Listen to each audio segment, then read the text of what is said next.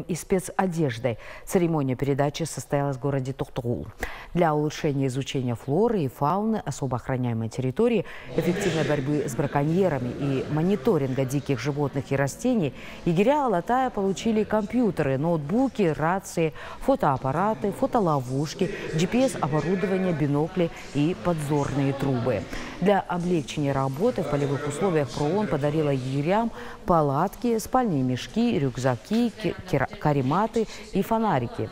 А чтобы им было легче передвигаться по горной местности парка, егерям закупили лошадей с комплектами конского снаряжения.